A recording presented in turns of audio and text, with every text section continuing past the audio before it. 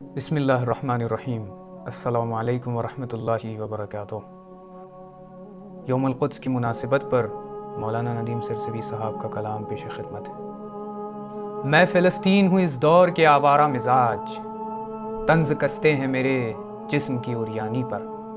میرے قدموں سے زمیں چھیننے والے مردود ہنستے رہتے ہیں میری بے سر و سامانی پر۔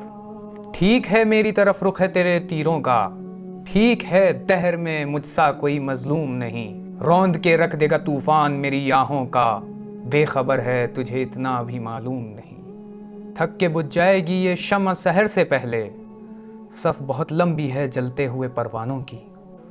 تیغ کی دھار پہ ہنستے ہوئے رکھتے ہیں گلا، جرأتیں دیکھ میرے شہر کے دیوانوں کی۔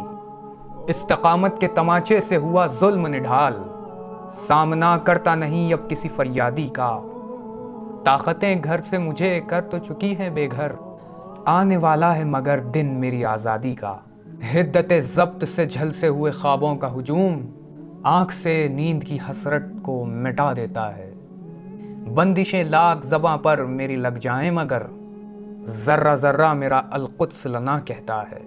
خون میں ڈوبی ہوئی اس بانجھ زمین کی چیخیں، آسمانوں کو بھی سن سن کے حیا آتی ہے۔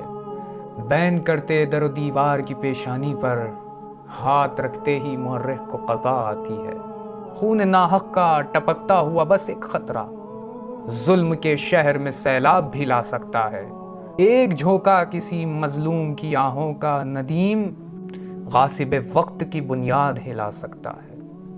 والسلام علیکم ورحمۃ اللہ وبرکاتہ۔